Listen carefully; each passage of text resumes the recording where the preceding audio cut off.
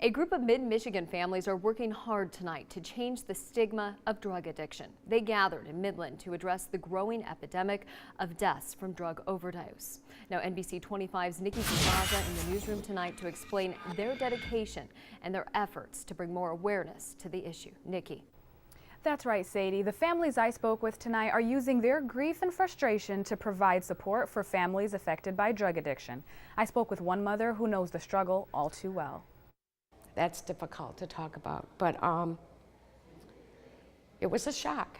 A shock because Ann Deno's son was starting to seem like himself again. Cameron Deno kicked his drug habit and remained clean for 9 months, but after relapsing, he died.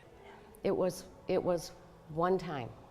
It was one time that he relapsed and it took his life. The drugs that led a funny, well-liked 21-year-old to die by his own hand is what fueled Ann to join Families Against Narcotics. I knew as the weeks went on after our son that I had to do something.